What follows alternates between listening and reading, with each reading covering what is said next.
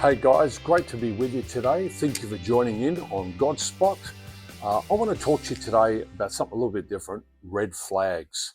In Luke 12:13 through 14, it says, "And one of the companies said unto him, Jesus, speak to my brother, that he would divide the inheritance with me.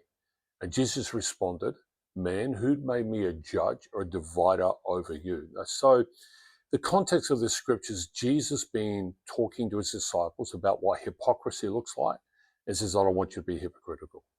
Then he talks to them about God's care for their lives. He says, I don't want you to live a life filled with fear, but with faith. And then in the midst of this conversation, out of the blue, out of context, this man interrupts him and says, hey, what about my brother? He's ripping me off. Now, Jesus is interesting in his response. He says, who made me judge or divider over you? Now, we know that Jesus did judge people. Often he judged hypocrisy and pointed them out and called them out for who they were. Yet in this case, he disengaged. Says, no, I'm not having anything to do with this. Because there's a red flag in this conversation. There was something not right. Now, whenever you see a red flag, it's always a flag that's universally known as a warning of danger. If you're at the beach and there's a red flag, it says, don't swim past the red flag because there's a riptide. It'll take you out and you'll drown. Be careful. Unfortunately, not everyone pays attention to that. Red flag on the road, let's drive carefully. There's danger in front of you. Wherever you go, there's a red flag. It is also true in relationships. If there's a red flag in relationships, it can be a warning sign that something's wrong with that person. And there are certain behaviors and actions and attitudes that can indicate a relationship that's very unhealthy and in fact can even be harmful. And so I want to talk to you about red flags in the conversation, because it's in conversation, if you're quick, you can pick up a red flag and you know what to do and how to deal with it. And be careful because it's a warning to you. There's danger here. The first red flag I want to talk to you about, it's just like this man in our story. They interrupt you mid-sentence, not out of excitement, but to dominate the conversation. You know the people I'm talking about, don't you? Their name comes to your mind.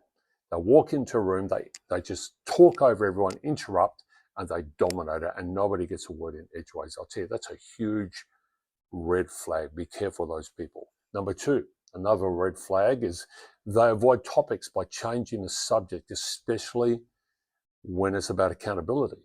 You're trying to give them direction, trying to make them accountable, and before you know it, you're talking about something else. I mean, they say something, you try to make them accountable, and they just change the subject. You're dismissed. That's a huge red flag.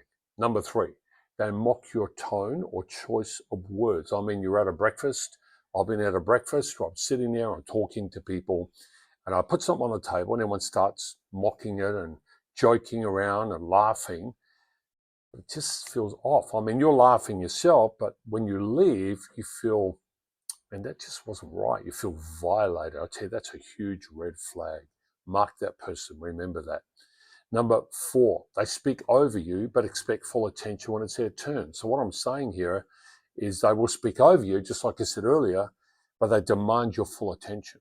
And if you don't give it to them, God forbid, they'll be highly offended. They demand you listen to them, although they're not going to take the time to listen to you. That's another red flag. Number four, they joke at your expense. They joke at your expense and they dismiss you, your reaction as, I was only joking. If somebody has to say, I was only joking, no, they were not. That's a red flag. Be careful. Number six, the conversation always centers on them. You know the people I'm talking about. All they can do is talk about themselves. I tell you, it's ridiculous, but that's all they do is they talk about themselves. There's no room for your opinion.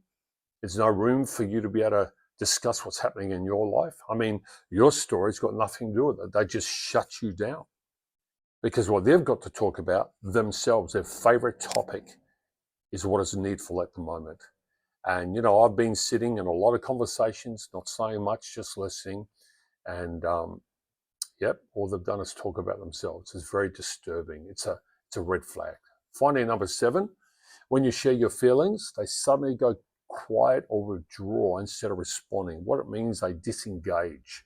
You finally share how you feel about a situation and they cut you off. That's called passive aggressive behavior. Be careful, huge red flag. Thanks for listening today. I really hope this helps you. Watch out for the red flags. Have a great day. Hit the like button, share it with someone else.